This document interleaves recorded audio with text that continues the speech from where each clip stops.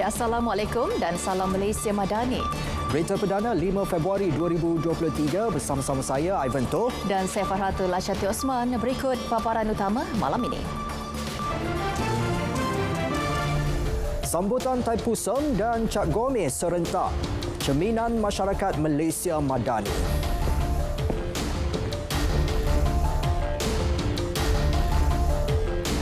Telco dialu-alukan tawar pakej perpaduan jalur lebar lebih baik.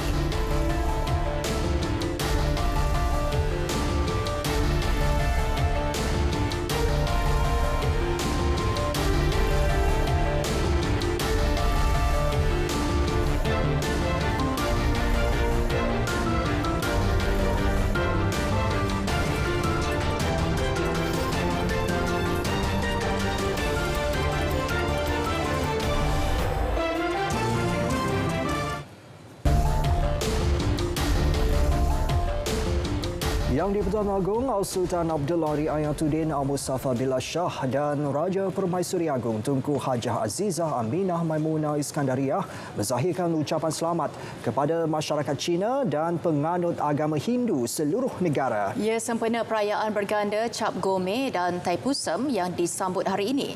Menerusi catatan di Facebook Istana Negara, Seri Paduka Berdua berharap perayaan Cap Gomeh akan membawa keceriaan, kesejahteraan dan keamanan kepada yang menyambutnya.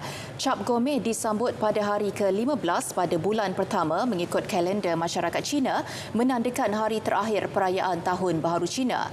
Sementara itu, menerusi satu lagi hantaran di Facebook Istana Negara, Seri Paduka Berdua turut menzahirkan ucapan selamat menyambut Hari Thaipusam kepada penganut agama Hindu di Malaysia.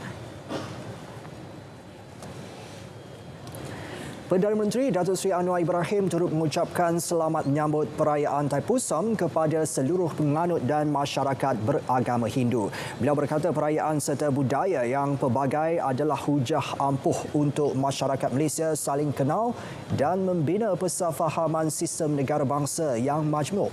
Datuk Seri Anwar turut menyeru masyarakat sama-sama terus memperkukuh perpaduan dan kerukunan demi negara tercinta.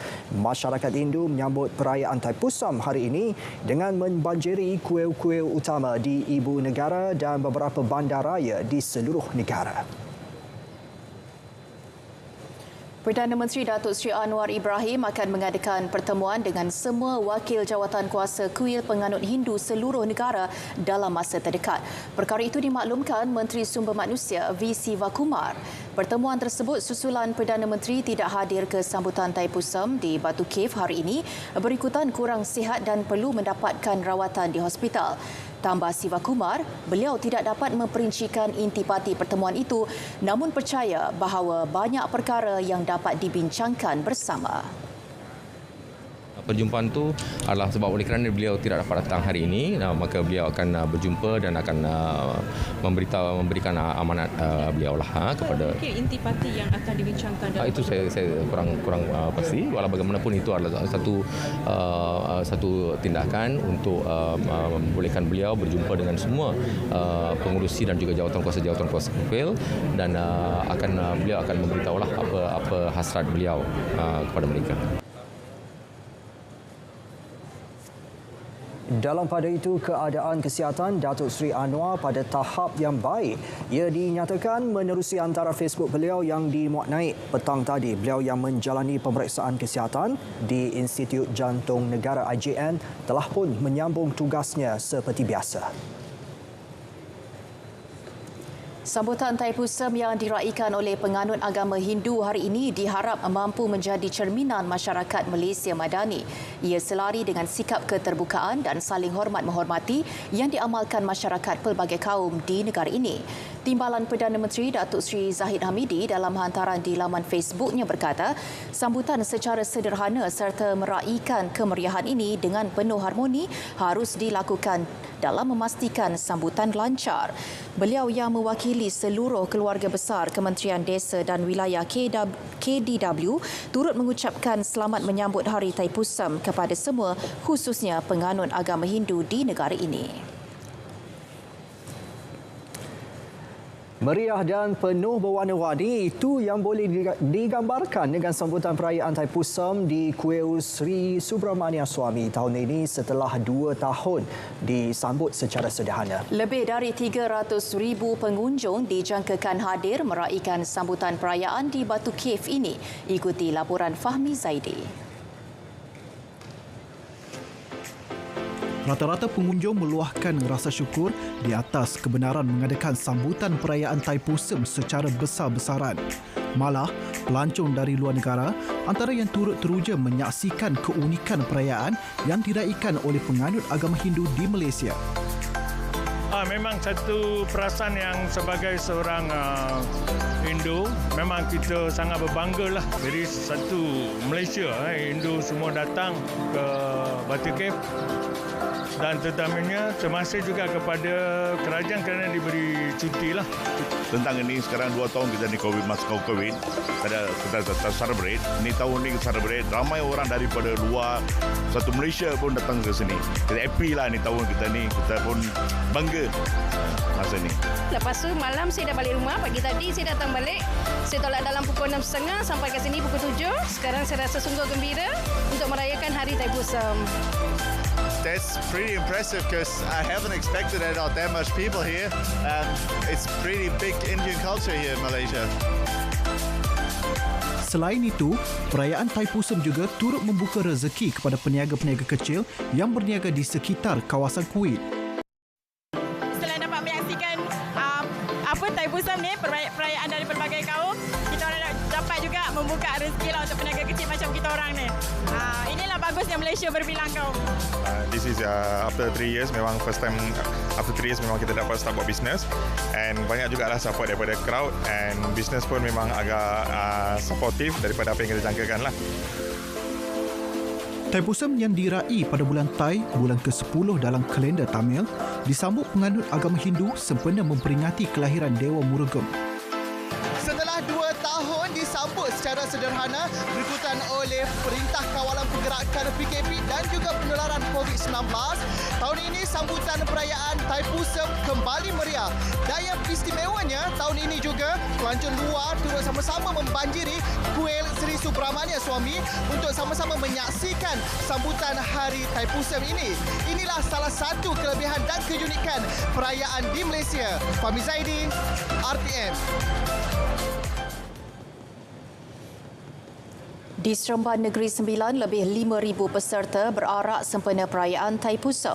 Perarakan dari kuil di Bukit Tembok hingga kuil Sri Balatan Dayut Tapani dengan membawa pal kudem atau tabung susu merupakan simbolik menunaikan nazar dan sebagai tanda kesyukuran. Pelbagai juadah juga diberikan secara percuma sempena perayaan ini. Secara majmuk, kita memang menghormati. Hari ini pun kita ramai pelawat. Ini memang pusat pelancongan. Antara semua kuil di Malaysia ini antara yang tertua. Akan tiap-tiap tahun majukan ini kita punya perayaan satu tahap ke satu tahap yang lain. Kerana ini menunjukkan bahawa Malaysia ini kita hidup aman damai. Ini saya berasa sangat gembira, terutamanya pada hari yang sangat special ni, istimewa ni, sebab Thaipusam ni sebuah event yang sangat besar di Malaysia dan semua penganut Hindu dan Indians akan menyambut event ni. Saya harap ini perayaan ini bukan saja menyatu padukan satu kaum, malah pelbagai kaum, di mana silaturahim itu dapat terjalinlah secara tidak langsung. Sultan Johor Sultan Ibrahim Sultan Iskandar berkenan berangkat ke majlis santapan kuil berusia 50 tahun di Kuil Arumigu Balasubramania di Skudai, Johor Bahru. Baginda berkenan meluangkan masa kira-kira 40 minit bersama-sama 10,000 penganut Hindu yang hadir. Sultan Ibrahim turut berkenan menyampaikan sumbangan wang tunai RM200 kepada 10 pelajar terpilih dari kawasan Iskandar Puteri. Baginda kemudian menerima sumbangan RM5,000 daripada pengerusi kuil Datuk S. Bala Krishnan untuk Yayasan Kanser Tengku Laksmana. Baginda turut menerima cenderahati belanga diperbuat daripada perak. Di Sabah, perayaan Thaipusam kali ini lebih meriah berbanding tahun lalu. Lebih 500 penganut Hindu dan pengunjung dari pelbagai kaum hadir ke kuil. boleh mengerat keharmonian kaum. Harapan saya tahun depan lagi meriah lagi. Amat semua orang sokong perayaan kami tiap-tiap tahun. Sambutan agak meriah. Ramai orang berbanding yang sebelum PKP itulah. Kalau kita lihat sendiri pun yang ikut ni pun pelbagai kaum. Ada dusun, Cina pun ada. Sebagai frontliner, sebagai doktor, begitu susah kami mengadakan suatu perayaan begini. Tapi pada tahun ini keadaan pulih seperti sedia kala. Saya dapat tengok nilai perpaduan dari segi berbagai bangsa datang menyambut perayaan ini dengan kaum India. Saya memang rasa bangga sebagai student UMS dapat menyambut perayaan ini bersama dengan kawan-kawan saya. Agensi Agama Islam di negara ini perlu komited meningkatkan penganjuran program berusulkan perpaduan untuk rakyat. Menteri di Jabatan Perdana Menteri Hal Ehwal Agama, Datuk Dr. Muhammad Naim Mokhtar berkata ia selari dengan usaha menjayakan gagasan membangun Malaysia Madani yang diperjuang Kerajaan Perpaduan. Dan jelasnya selain meraihkan saudara mualaf dalam komuniti, usaha mendekatkan lagi hubungan dengan masyarakat bukan Islam perlu diperhebat.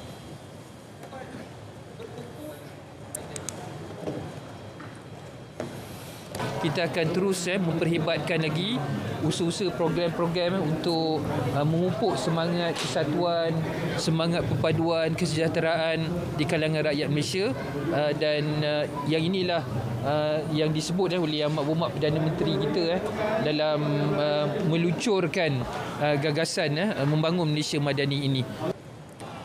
Beliau ditemui selepas merasmikan program Jamuan Muhibah Yayasan Dakwah Islamiah Malaysia YADIM sempena Tahun Baru Cina di Ceras. Turut hadir Ahli Parlimen Bandar Tun Razak Datuk Seri Dr. Wan Azizah Wan Ismail dan Ketua Pegawai Eksekutif YADIM Tuan Kamarul Arif Tuan Soh.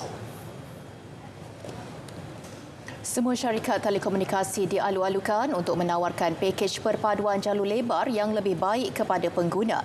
Jelas Menteri Komunikasi dan Digital KKD Fahmi Fazil, kadar harga pakej yang diumumkan kerajaan hanyalah garis asas dalam menyediakan perkhidmatan berkenaan kepada pelanggan masing-masing. Fokusnya adalah kelompok B40, tapi sekiranya syarikat-syarikat merasakan ada manfaat untuk golongan M40, terutama lower M40. Mereka ni adalah golongan yang seringkali menimbulkan keresahan sebab kelihatan seperti hanya B40 saja yang dibantu. Tapi asasnya adalah B40. Sekiranya ada yang, tapi itu yang paling basic lah. Macam contoh, TM RM69, 30 Mbps. Time RM69 juga, tapi 100 Mbps. Selain itu, KKD akan menyediakan pangkalan data kepada penyedia perkhidmatan jalur lebar untuk mengenal pasti golongan yang layak untuk menikmati kemudahan tersebut. Beliau berkata demikian semasa menghadiri Majlis Rahmah Mesra dan Gotong Royong di Dewan Serbaguna Residensi Suria Pantai.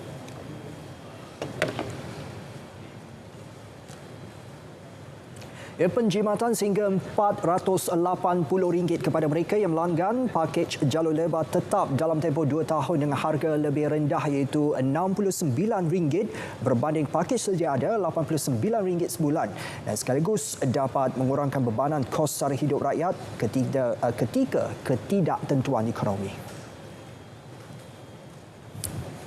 Dari segi penjimatan wang, dia banyak membantu. Dia tak terasa dalam sebulan tu, tapi kalau range of a year, 2 years memang membantu banyaklah. Murah lah sebab sekarang ni 89 tu package yang kita rasa sangat basic 30 Mbps kan. Tapi dengan pengurangan tu, satu adalah pengurangan kos sara hidup lah. Macam kita boleh berjimat cermat lah. Dan kita tahu internet ni satu keperluan untuk semua orang. Bagi saya package yang wifi untuk yang murah ni sangat berpatutan lah sebab semua orang boleh pakai wifi tu, even orang yang gaji dia rendah ataupun bawah pada minimum lah. Minimum pun masih boleh pakai wifi tu dan meskipun walaupun macam mana orang kata walaupun tak mampu tapi still relevant. Usaha memperkukuh hubungan dua hala Malaysia-Singapura khususnya dalam meraikan bakat penggiat seni akan terus dipergiat. Jelas Menteri Komunikasi dan Digital Fahmi Fazil, ia penting bagi merancakkan kembali sektor hiburan negara dengan mempromosikan bakat tempatan. Tambahnya, ia juga bagi memulihkan kembali sektor berkenaan selepas terjejas akibat penularan pandemik COVID-19.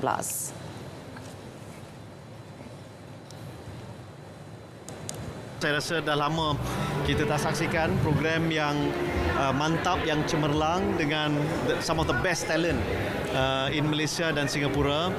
Dan saya rasa memang ramai yang akan rasa macam tak cukup, macam we need some more tau. Bila dengar Datuk K. Ibrahim dengan Datuk Ramli Sarip ya, dengan Datuk Francisca Peter, rasa macam wow.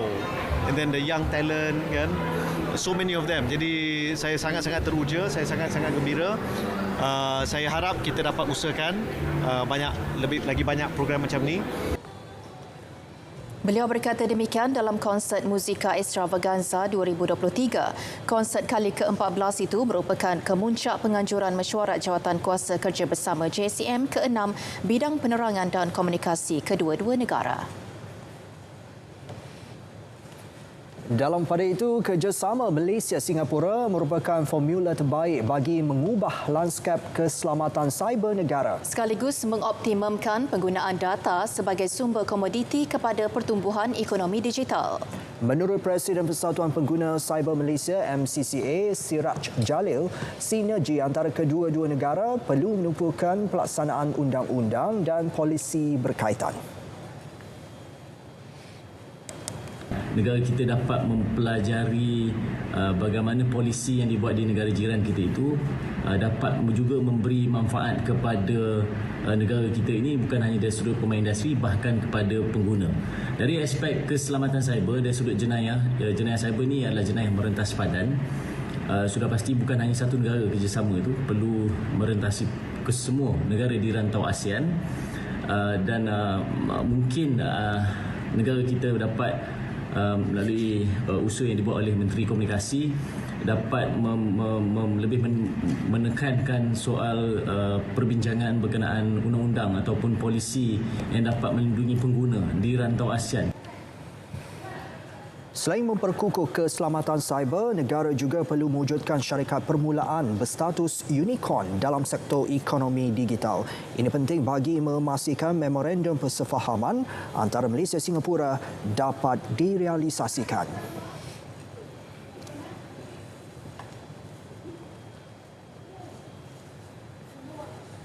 Ya, kita beralih kepada perkembangan banjir. Lebih 900 penduduk terjejas banjir masih berada di pusat pemindahan sementara PPS setakat 7 malam tadi. Terbaru satu PPS dibuka di Pasir Mas, Kelantan, dan di Johor, jumlah penduduk terjejas di 5 PPS berkurangan kepada 612 orang berbanding 632 orang pada 7 petang tadi.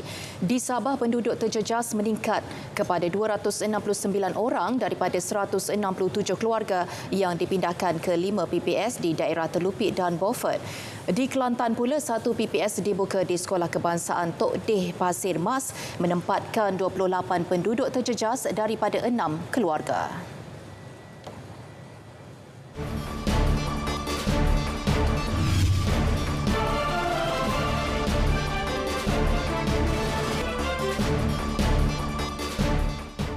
Assalamualaikum dan salam sejahtera. Kembali bersama Met Malaysia untuk laporan cuaca terkini. Kita mulakan laporan dengan carta angin semasa. Pada ketika ini, angin timuran dengan kelajuan sederhana meliputi di kebanyakan kawasan di rantau negara. Namun, angin bertiup sedikit lemah di sepanjang pantai barat Semenanjung dan juga di bahagian barat dan tengah Sarawak. Untuk laporan terperinci, kita beralih pula kepada paparan radar semasa.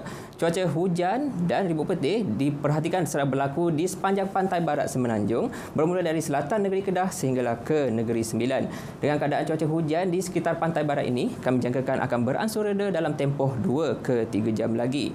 Namun, hujan yang sedang berlaku di pedalaman negeri Kelantan, Terengganu, Pahang dan juga di timur negeri Johor ini, kami jangkakan boleh berlarutan sehingga ke lewat malam nanti. Seterusnya pula, kita beralih dengan keadaan cuaca hujan di Malaysia Timur. Cuaca hujan kini dicerap di sekitar bahagian barat, pedalaman dan juga di utara Sarawak dan di bahagian pedalaman dan Tawau di Sabah. Dengan keadaan cuaca hujan, terutama yang tertumpu di bahagian utara Sarawak ini, kami jangkakan boleh berlarutan sehingga ke lewat malam nanti. Baiklah, untuk mendapatkan info cuaca terkini di Malaysia, boleh ikuti kami di Facebook, Instagram, Twitter serta YouTube rasmi Met Malaysia. Sekian daripada saya, Ruzamin Pilus. Assalamualaikum dan salam Malaysia Madani.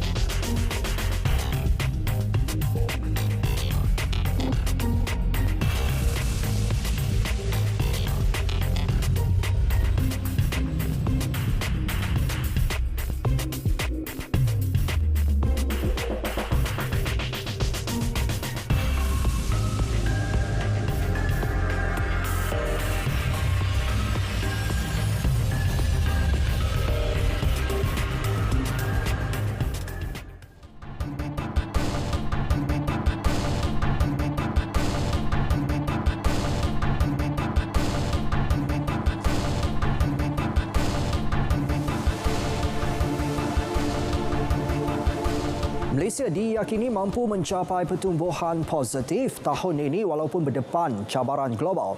Menteri Perdagangan Antarabangsa dan Industri Tengku Datuk Seri Zafrul Tengku Abdul Aziz turut optimis negara tidak akan mengalami kemelesetan di sebalik unjuran pertumbuhan ekonomi yang lebih sederhana berbanding tahun 2022. Bank Negara Malaysia, Tabung Kewangan Antarabangsa dan Bank Dunia serentak mengunjukkan pertumbuhan ekonomi positif dalam julat 3 hingga 5%. Negara jelasnya perlu merebut peluang bagi memastikan semua enjin pertumbuhan kekal aktif, terutamanya dari segi perdagangan dan pelaburan.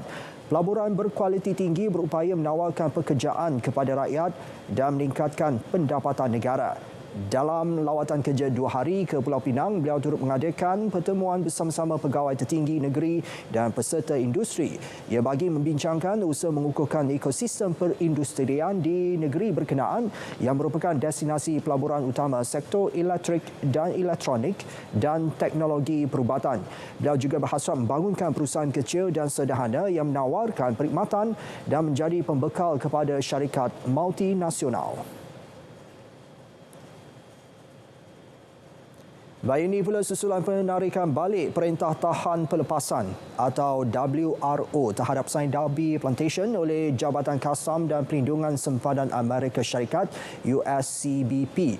Menteri Sumber Manusia V. Siwakumar menyifatkan ia berita baik yang akan memberi impak positif buat industri sawit negara dan jelasnya tindakan itu berkait rapat pasaran ekspor, kelangsungan perniagaan industri prinsipal, usaha sama dan subsidiari sawit negara serta memulihkan kembali reputasi Malaysia yang dikaitkan dengan amalan buruh paksa. Kejayaan Sain Darby Plantation menangani isu buruh paksa menerusi inisiatif seperti Zero Recruitment Policy dan pembangunan mekanisme penyelesaian aduan dalaman syarikat harus dijadikan panduan atau model amalan terbaik oleh industri-industri lain. Beliau turut menggesa pihak industri mempertingkat usaha mewujudkan persekitaran kerja yang kondusif serta tahap pematuhan piawaian perburuhan. Menerusi konsep keterangkuman Pelan Tindakan Kebangsaan mengenai buruh paksa 2021-2025 bermatlamat mewujudkan mekanisme terbaik bagi membendung amalan buruh paksa menjelang tahun 2030.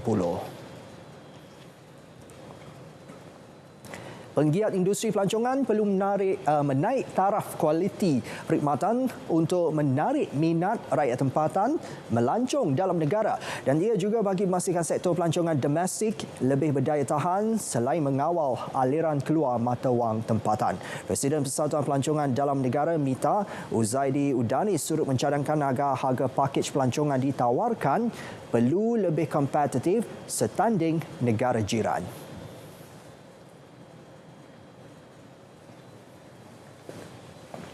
Saya harap pengindustri kita tingkatkanlah kualiti kita, buatkan harga, tawarkan harga kompetitif, dan saya harap dengan tempat-tempat terutama lagi ferry, supplier ferry Langkawi itu harus tingkatkanlah kualiti dia, lebih lagi frekuensi dan beri satu kesenangan untuk mereka membuat tempahan sebelum ke Langkawi. Contohnya lah ini. Beliau mengulas kenyataan timbalan Gubernur pihak berkuasa pelancongan Thailand Tan Pek Suan berkenaan kemasukan lebih 1.5 juta pelancong Malaysia ke negara itu tahun lalu. Beliau berkata demikian selepas menjadi tetamu program Selamat Pagi Malaysia di Angkasa Puri.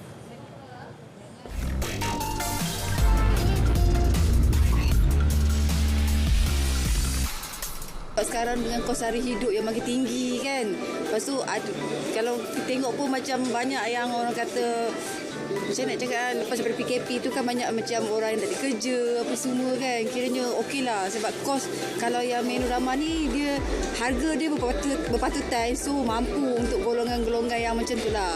So kalau macam yang golongan yang ni apa boleh juga orang kata jimatkan kos untuk dia orang. Tapi saya baguslah. Murah kan, harga tu kenalah untuk dengan golongan B40 macam saya.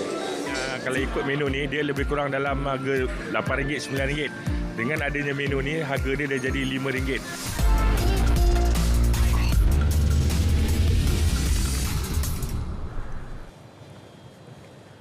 Pemandu bas dan 4 pelajar cedera selepas bas milik Matap Rendah Sains Mara MRSM Kuala Lipis terbabas dan terbalik di kilometer 19 Jalan Lurah Bilut, Raut malam semalam. Kesemua mangsa yang cedera berkenaan dikeluarkan oleh orang awam daripada bas yang terbalik kira-kira jam 8.50 malam. Ya, menurut Pegawai Perhubungan Awam Jabatan Bomba dan Penyelamat Malaysia, Pahang, Zulfadli Zakaria, bas tersebut dinaiki 31 orang termasuk seorang pemandu lelaki, 2 guru lelaki, seorang guru wanita, 15 pelajar lelaki dan 12 lagi pelajar perempuan. Katanya sepasukan anggota dari Balai Bomba dan Penyelamat Bentong bersama sebuah jentera FRT dan van unit EMRS bergegas ke lokasi kejadian sejurus menerima panggilan. Kemalangan tersebut melibatkan sebuah bas persiaran yang terbabas kerana melanggar pembahagi jalan. Dia berkata kesemua mangsa yang cedera telah diberikan rawatan awal oleh pasukan bomba unit EMRS sebelum dibawa ke Hospital Bentong. Manakala mangsa yang terselamat dihantar ke MRSM Kuala Lipis dengan menggunakan bas lain.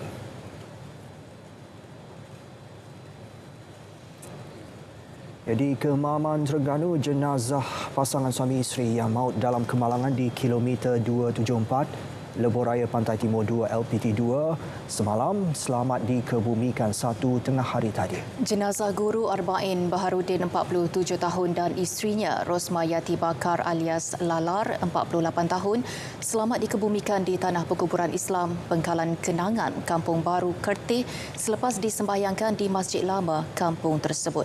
Pengebumian pasangan suami isteri itu dihadiri anaknya dan ahli keluarga, penduduk kampung dan rakan-rakan guru. Pasangan yang mengajar di Sekolah Agama Kebangsaan Persekutuan Kajang Selangor itu maut manakala 4 anak mereka menjadi yatim piatu setelah kereta jenis Toyota Estima MPV yang dinaiki terbabas pada pukul 4 petang semalam. Mereka dalam perjalanan pulang ke Kampung Gelugur, Kertih selepas menghantar anak lelakinya di Politeknik Sultan Haji Ahmad Shah Polisas, Kuantan. Sewaktu kejadian, 3 anak mereka, Farah Najwa 20 tahun, Fatin Najla dan Faikal Nabila masing-masing 10 dan 8 tahun cedera di tangan dan muka. Pasangan tersebut meninggal dunia di tempat kejadian selepas cedera parah di beberapa bahagian badan akibat tercampak dari kenderaan kira-kira 5 hingga 10 meter.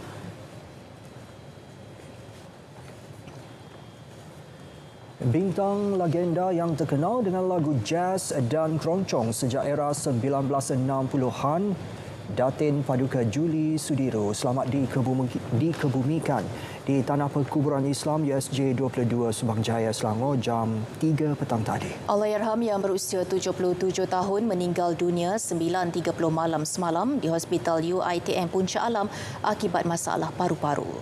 Allahyarham lebih dikenali sebagai ibu dalam industri seni kerana banyak memberi nasihat dan tunjuk ajar. Sebenarnya bukan sahabat baik ya. Dah seperti kakak sendiri. Kita banyak belajar dengan dia. Dia pun banyak tunjuk ajar walaupun ada masa dia garang kan. Tapi orangnya memang kita senang untuk bergaul, senang untuk bercampur. Tapi semoga rohnya ditempatkan bersama-sama para salihin itu. Kalau nak ceritakan kenangan kami sangat jauh dan sangat kita bermula dari mengenal keberadaan dia pada waktu dunia hiburan mula-mula jinak dulu, mula-mula popular dengan Datin Sudiro dan Katina Dahari sebagainya. Jadi dia macam ibu kita lah. Beliau adalah merupakan insan seni yang banyak menabur bakti dalam industri seni tanah air. Dan apabila usia almarhumah Datin Juli ini dah nampak dia punya usia dia sebagai seorang ibu, dia banyak memberikan nasihat lah. Walaupun kami saya, Datuk Nasir, Datuk Dev, Datuk Nancy Fu, Datuk Yusof Aslam dan juga ada beberapa orang lagi dalam yayasan merasakan inilah satu legenda yang sukar dicari ganti.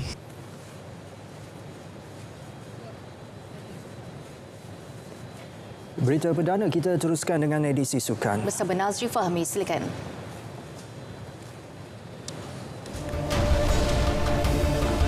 Oyan lega, Tiong Kim pening kepala.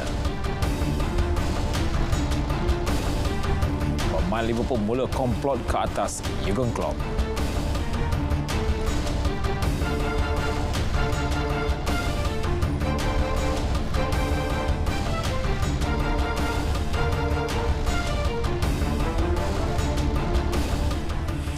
Terima kasih Ivan dan Fahatu. Assalamualaikum dan salam sukan untuk semua. Kuala Lumpur KL City FC mengubati kekecewaan pada edisi tahun lalu apabila menjulang trofi Piala Menteri Wilayah Persekutuan 2023 dengan menewaskan Perak AFC 3-0 di Stadium Bola Sepak Kuala Lumpur Ceras semalam. Pada aksi tersebut, pemain import baharu Harrison Kayon meletakkan KL City di depan menerusi sepakan penalti pada minit ke-34. Sepakan penalti dihadiahkan selepas pertahanan Perak Muhammad Hafiza alias mengasari pemain tengah KL City Romel Morales. Perak yang dibimbing Dato' Lim Tiong King hampir menyamakan kedudukan pada masa kecederaan, namun percubaan luar kotak penalti penyerang import Christian Obiozo sekadar menggegar palang. Bersambung babak kedua, KL City sekali lagi mendominasi permainan dan berjaya meledak 2 gol menerusi Kapten Paulo Josue pada minit ke-53 serta jaringan Giancarlo Gallifuco pada minit ke-74. Kejayaan itu menyaksikan The City Boys merangkul gelaran kedua selepas menjuarai edisi sulung pada 2021. Skuad kendalian Boyan Honda itu juga berjaya merampas semula trofi berkenaan yang sebelum ini dimenangi Negeri Sembilan FC tahun lepas. Hadir sama menonton perlawanan semalam Menteri Belia dan Sukan Hana Yoh serta isteri Perdana Menteri Datuk Seri Dr. Wan Azizah Wan Ismail.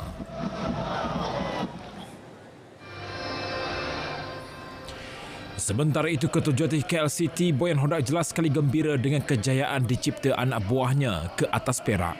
Ia juga kemenangan pertama juara Piala Malaysia 2021 itu dalam 3 aksi pramusim mereka selepas seri dengan Terengganu serta Kelantan United. For now, after 1 month's preparation, I am happy with this is something what we were expecting and normally next few matches I hope we will be better. Sementara itu, pengendali Perak Dato' Lim Tiong Kim mengakui kekalahan tersebut amat pahit untuk ditelan selepas tewas dengan jaringan yang besar. Namun beliau meminta penyokong The Boss Garros bersabar dan memberi ruang buat pemainnya menimba pengalaman. Seperti saya katalah, this is a process. Kita terpaksa be patient and supaya mereka akan belajar daripada kesalahan-kesalahan yang mereka lakukan semalam. Cara permainan memang bagus. Ia kekalahan kedua berturut-turut dialami Perak dalam persiapan pramusim mereka selepas tunduk di tangan Penang FC bulan lalu.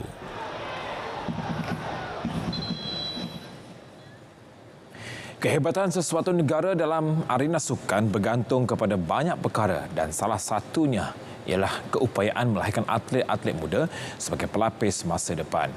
Sedar dengan senario itu, syarikat minuman terkenal di Malaysia, Milo, telah lama mewujudkan satu program yang mampu melahirkan bakat-bakat baharu sukan negara melibatkan generasi muda di peringkat sekolah. Kita ikuti laporannya bersama wartawan Amirul Aizat Muhammad Syafiee.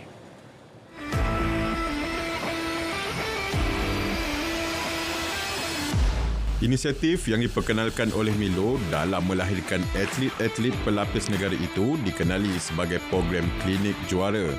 Pengurus pemasaran penggunanya, Andrew Yun, mengakui program tersebut adalah satu platform yang memberi peluang kepada semua golongan muda negara ini mencongkel serta menyalahkan bakat sukan mereka. Selepas melihat impak positifnya, Andrew menjelaskan Milo bersedia meneruskan program Klinik Juara bagi membantu melahirkan lebih ramai atlet muda yang mampu mengharumkan nama Malaysia di pentas antarabangsa suatu masa nanti. Milo Champions Clinic akan berterusan tahun ini. We are still finalising the number of participants, tapi kita akan cuba untuk membuat lebih besar. All of it is very focused on the grassroots sports and also semua golongan rakyat lah for Malaysia lah. Program Klinik Juara telah bermula sejak 2015 dan kali ini bakal melibatkan sukan seperti badminton, bola sepak, futsal dan bola keranjang. Para peserta akan mendapat bimbingan daripada jurulatih-jurulatih cemerlang dan juga bekas-bekas pemain negara. Selain itu, ia juga dilihat dapat membentuk karakter dan nilai positif dalam diri generasi muda sekaligus menjadi teras penting buat mereka pada masa hadapan. First kali pada pandangan saya, benda ni, aktiviti ni perlu diterapkan pada usia kecil lagi lah. Kerana kanak-kanak dari awal usia mungkin 2-3 tahun kita dah dedah dia pada aktiviti sukan. And pada saya, ibu bapa memainkan peranan lah. Saya bagi pihak ibu bapa amat menggalakkan pendedahan awal kepada sukan, apa-apa sukan sekalipun, terutama macam hari ini kita highlight kepada badminton, patut diketengahkan daripada peringkat awal lagi. Bagi sukan badminton, para peserta berpeluang menimba pengalaman di bawah bimbingan pemain legenda yang kini menjadi jurulatih iaitu Datuk Rashid Siddiq. Melentur buluh biarlah dari rebungnya. Bagi melahirkan generasi atlet bertaraf antarabangsa, ianya perlulah bermula sejak kecil lagi. Dengan adanya program komprehensif di peringkat akar umbi seperti ini dan juga komitmen yang diberikan oleh ibu bapa, semestinya mampu mencongkel bakat terpendam golongan muda ini. Amirul Aizat Muhammad Syafiee, RTM. Kita balik pula ke sukan pemotoran. Pelumba muda negara Sarifuddin Azman ataupun yang lebih dikenali sebagai Damok masih dalam fasa menyesuaikan diri dengan jentera KTM yang akan digunakan pasukannya MT Helmet MSI bagi saingan Moto3 di kejuaraan motosikal dunia MotoGP musim ini. Ini kerana jelas Damok jentera baharu tersebut amat berbeza dari segi teknikal dan juga kawalan dan keupayaan enjin berbanding dengan jentera lama KTM atau Honda yang pernah digunakannya sebelum ini. Damok bakal menjalani sesi ujian dan latihan di Jerez, Spanyol dan Portimao, Portugal pada Mac depan sebagai persiapan menghadapi saingan musim baharu Moto3 dalam kejuaraan MotoGP. Justru pelumba berusia 21 tahun itu berharap dapat memanfaatkan sepenuhnya sesi latihan itu nanti dengan mendapat keserasian serta gaya tunggangan yang sesuai dengan jentera baharunya.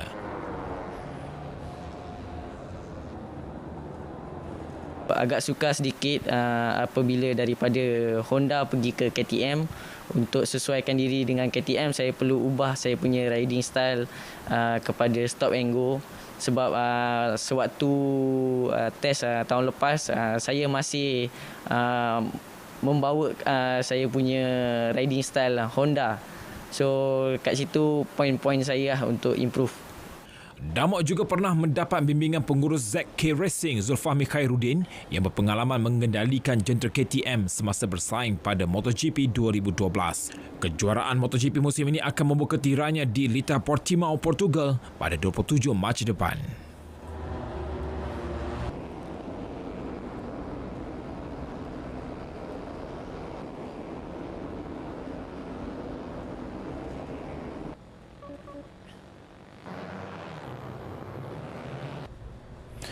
Saudara muslimin dan muslimat, telah pun masuknya waktu solat fardu Isyak bagi Kuala Lumpur dan kawasan-kawasan yang sewaktu dengannya. Selamat menunaikan solat Isyak.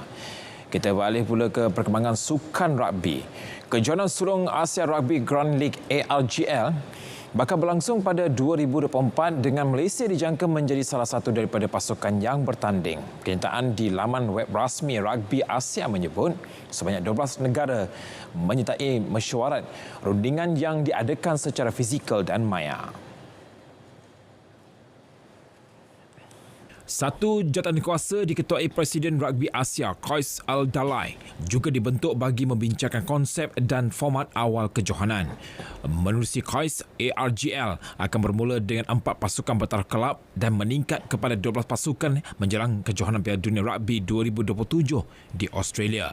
Tambah beliau, saingan ini diadakan bagi mewujudkan Liga Kelab Rugby bertaraf dunia dan meningkatkan mutu serta nilai komersial kejohanan rugby di Asia. ARGL akan menggunakan teknologi inovatif termasuk kecerdasan buatan AI di samping bekerjasama dengan rakan komersial antarabangsa dan tempatan bagi mendapatkan pembiayaan diperlukan termasuk hak penyiaran. Kesatuan Rugby Malaysia antara yang berkongsi input dan pengalaman dalam mesyuarat rundingan tersebut selepas menghantar pasukan Malaysia Walker di kejohanan Asia Global Rapid Rugby pada 2019 dan 2020. Aksi Liga Perdana Inggeris jika sebelum ini masa depan pengurusi Chelsea Graham Potter dikatakan dalam keadaan bahaya, kini tiba giliran pengendali Liverpool Jurgen Klopp pula yang nasibnya di Anfield turut mencetuskan tanda tanya. Kekalahan 0-3 yang dialami juara EPL musim 2019 itu kepada Wolves semalam dilihat sebagai petanda bahawa Klopp kini semakin kehilangan magisnya sekaligus membuatkan pemain dan penyokong The Red hilang kepercayaan terhadapnya. Pada aksi di Stadium Molineux itu, gol sendiri pemain pertahanan Joel Matip serta jaringan pemain Wolves Craig Dawson dan Ruben Neves menyaksikan Liverpool sekali lagi gagal mengutip 3 mata. Kekalahan itu juga menyaksikan The Red terus berdepan ke maruah kemenangan EPL pada tahun baharu 2023 apabila hanya mengutip 1 mata daripada 4 aksi terakhir. Seperti juga Chelsea, Liverpool bergelut dengan masalah prestasi yang menyaksikan mereka jatuh ke tangga 10 Liga dengan 29 mata. Sejak dari awal musim, kelab itu hanya mencatat 8 kemenangan daripada 20 perlawanan, jauh berbeza dengan pencapaian naib juara Liga yang dilakar mereka musim lalu. Situasi ini pastinya memeningkan kepala Klopp dalam mencari punca kemerosotan anak buahnya yang seperti hilang semangat di bawah kendaliannya. Kelab Merseyside itu juga tersingkir dalam 2 kempen domestik dan masih berpeluang memenangi trofi hanya dalam saingan Liga Juara-Juara Eropah sahaja musim ini.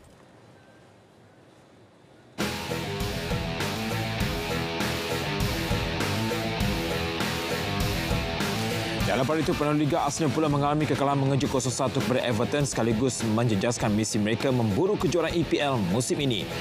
Turun di Goodison Park, skuad kendali Mikel Arteta akor di kekalahan kedua musim ini selepas James Tarkowski meledak gol kemenangan Everton di babak kedua.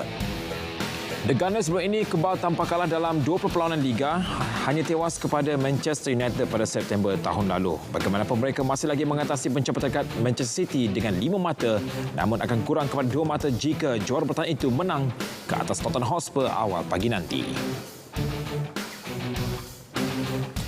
Sementara itu, Manchester United terus menampilkan aksi konsisten apabila mencetak kemenangan 2-1 ke atas Crystal Palace di Old Trafford. Jaringan penalti Bruno Fernandes dan Marcus Rashford menghadirkan kemenangan ke-13 berturut-turut buat United di gelanggang sendiri. Keputusan itu mengukuhkan lagi kedudukan The Red Devils di tangga ketiga dengan 42 mata, 2 mata mengatasi Newcastle dan 8 mata mengejar pendahulu Liga Arsenal. Bagaimanapun pertemuan itu dicemari dengan layangan kad merah terhadap perancang Brazil, Casemiro, selepas mencekik leher pemain lawan Will Hughes dalam satu pencangkaran di atas padang.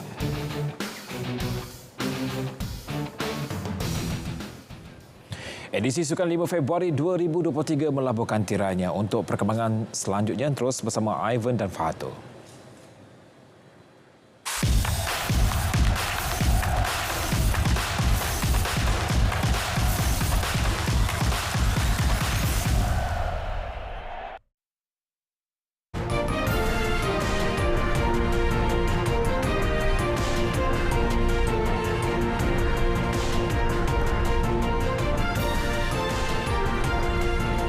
Bangladesh dicemari tunjuk perasaan membantah kenaikan harga gas dan desakan tukar kerajaan. Juga beberapa bekas ahli politik Ukraine dilucutkan kerakyatan. Saksikan paparannya dalam rangkuman luar negara.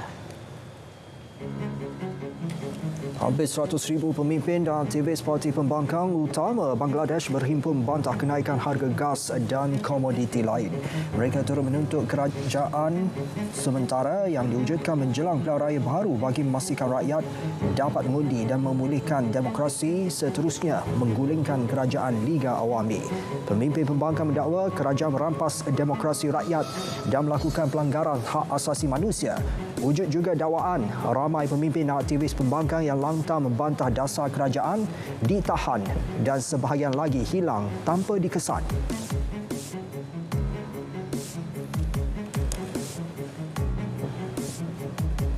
Beijing mengecam keputusan Pentagon untuk menembak jatuh belon yang disyaki bagi tujuan perisikan China yang dikesan terbang merentasi Amerika Utara.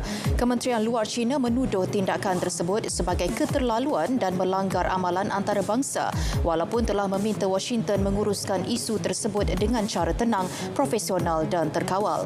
Selain tidak berpuas hati dengan tindakan tersebut, Beijing berkata mereka akan melindungi hak sah dan kepentingan negara itu dengan tegas dan berhak mengambil tindakan balas yang wajar mengenai isu itu.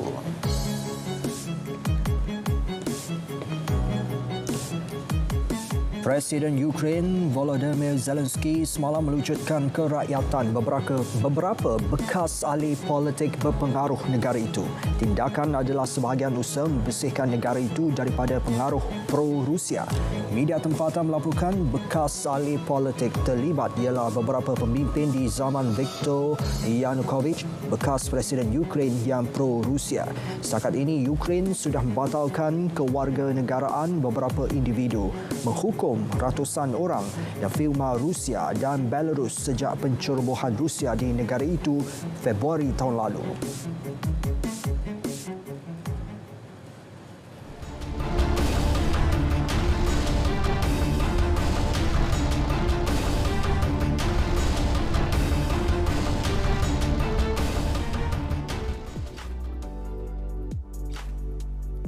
Penghujung era 90-an, lagu Keluarga Bahagia, Suci Sekeping Hati dan Sepohon Kayu dari kumpulan Saujana antara lagu nasyid yang menjadi halua telinga.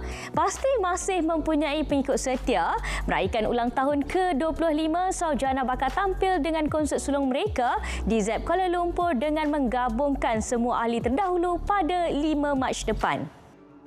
Menariknya, ia akan menampilkan konsep persembahan unik menerusi gabungan lagu ketuhanan dengan irama tradisional hasil kolaborasi Saujana dengan Orkestra Tradisional Malaysia OTM di bawah pimpinan Yazid Zakaria. Konsep yang menerima dana kandungan digital dari Kementerian Komunikasi dan Digital itu turut menampilkan beberapa artis undangan antaranya Ustaz Nazri Johani, kumpulan Alwa, gabungan Saujana dan Now See Heart, Andika serta Ustaz Nabil.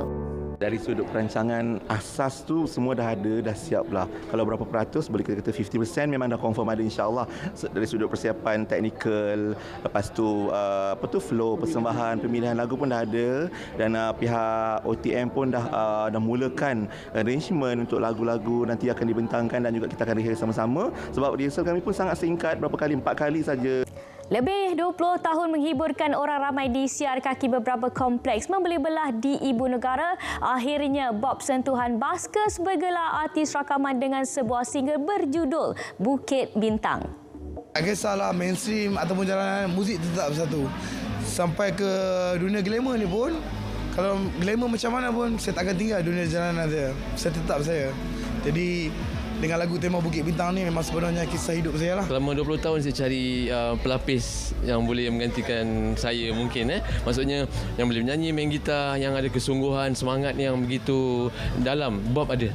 Penuh dengan pelbagai emosi. Itu yang disajikan penyanyi Bunga Citra Lestari dalam konsert BCL Blossom Intimate Concert di Pusat Convention Kuala Lumpur. BCL turut berkongsi fasa perjalanan kehidupan sebelum dan selepas pemergian arwah suami tercinta, Allahyarham Ashraf Sinclair. Berbagi emosi tenang, BCL penuh bertenaga mendendangkan lagu pertama Sunny yang dipetik dari album Cinta Pertama tahun 2006 sehingga ke lagu terakhirnya. Memasuki persembahan seterusnya, BCL tampil dengan untaian lagu yang lebih menyentuh jiwa dan emosi penonton menerusi segmen penghormatan buat Allahyarham Ashraf yang menghembuskan nafas terakhir pada 18 Februari 2020 sebelum konsert diakhiri dengan penampilan Noah Sinclair menerusi lagu Dance Tonight. Penantianlah Ahmad untuk beraksi di konsert solo akhirnya terlaksana selepas 25 tahun berjuang dalam industri muzik. Jelaslah konsert tersebut merupakan kesinambungan kerjaya seninya yang hampir terhenti di beberapa isu. Berlangsung di stage teater PJ Pack One utama Sabtu lalu, lah turut mengundang kumpulan intim yang banyak menyokong karirnya setelah bergerak solo. Malah lah turut menampilkan Shayzee berduet menerusi lagu Kenapa. Turut mendendangkan lagu Di Pintu Syurga, lah tidak dapat menahan sebab kerana lagu tersebut didedikasikan kepada dua artis yang dihormati, arwah Siti Sarah dan Adibah Noor. Penyanyi Sufian Suhaimi melancarkan sumbangan tabung kasih untuk anak tunggal mangsa keganasan rumah tangga Jahidah Nordin. Keadaan Jahidah yang masih terlantar koma sejak 2 tahun lalu mendorong Sufian dan syarikatnya Baby Pian memberi bantuan. Fokus utama tabung kasih ni sebenarnya untuk memberi bantuan tabung pendidikan sebenarnya untuk anak Puan Jahidah, walaupun dia masih kecil lagi, tapi this is more like a long term punya sumbangan lah supaya dapat meringankan beban waris keluarga. Pelakon Sophie Jikan yang mula kembali aktif dalam dunia lakonan berhasrat melebarkan sayap ke tahap antarabangsa. Saya bukan tak nak berlakon filem, saya nak pergi ke satu yang lebih tinggi lagi. Saya banyak cuba untuk expose projek-projek luar negeri. Saya dapat tawaran daripada Bollywood, Hong Kong, China, Hollywood, kita buat Marco Polo. I rasa I'm good enough for international market. Pengarah berbakat besar Din Said sekali lagi tampil dengan naskah baharu berjudul Harum Malam. Filem seram yang mengetengahkan elemen kasih sayang antara keluarga itu dibintangi barisan pelakon hebat antaranya Brown Palare, Remy Ishak, Nadia Nisa, Nabila Huda dan Amanda Ang. Cerita horror at the center ialah keluarga dan cinta antara di dalam keluarga dan cinta antara mak bapak dan anak. I think untuk sesebuah filem horror, penulisan dia kalau diberi enough kreativiti ataupun penulisan dia lebih halus, dia akan sampai tahap macam ni. Filem terbitan syarikat produksi Aparat bakal menemui penonton di Pawagam bermula 9 Februari ini. Perkongsian itu mengakhiri Bidiva. Informasi hiburan kami sajikan bukan keterlaluan. Selamat beristirahat. Saya Caca Yatim. Bye.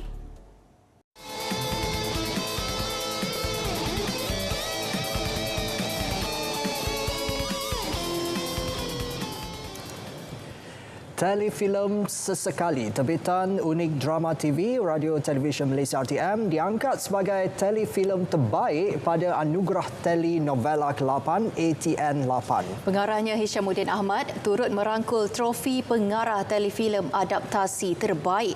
Selain itu, 4 lagi trofi turut dirangkul iaitu penulis skrip telefilm terbaik Lili Haslina Nasir, pelakon lelaki telefilm terbaik Beto Kushairi, pelakon pembantu telefilm terbaik Hariri Jalil dan pelakon kanak-kanak harapan Putri Rafasha. Hishamuddin akui ada cabaran tersendiri mengadaptasi karya puisi nukilan Siti Zaliha Muhammad Hashim, namun beliau yakin naratif dibawa yang menjadi kekuatan telefilm itu.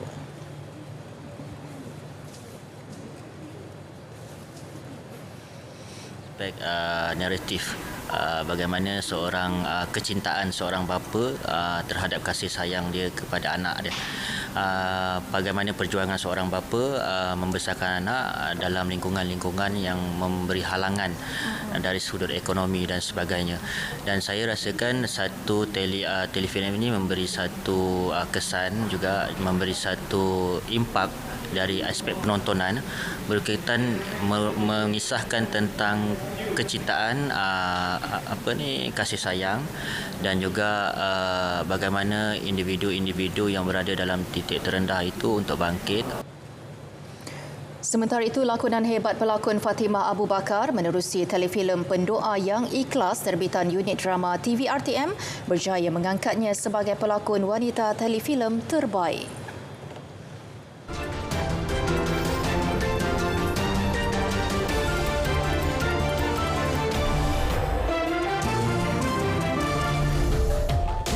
Ya, pasti ada yang pernah terfikir pekerjaan sebagai pemasang penyaman udara satu pekerjaan yang amat mencabar. Ya, setiap pekerjaan pasti ada cabaran tersendiri. Kita saksikan paparan hashtag malam ini.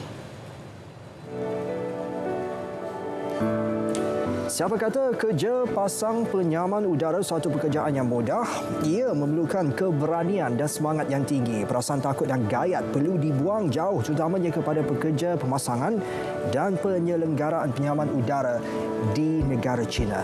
Mana tidaknya kediaman di negara itu tinggi berpuluh-puluh tingkat. Selain kemahiran elektrikal, keberanian bergerak serta bergayut di luar bangunan perlu menjadi aset utama. Ramai bertanya, berapa gaji mereka sebulan? Siapa yang tidak tahu ikan menjadi makanan kegemaran kucing. Namun aksi seekor kucing yang cuba menangkap ikan di dalam sebuah akuarium mengundang tawa. Kucing ini mengalami kejutan apabila terus diterkam ikan berkenaan sebaik sahaja cuba mencelup tangannya ke dalam akuarium. Hasratnya turut pudar selain kebasahan terkena percikan air dari akuarium tersebut. Walaupun bersaiz kecil, tidak mata semangat seorang kanak-kanak cilik berusaha menunjukkan yang terbaik aksi seni mempertahankan diri.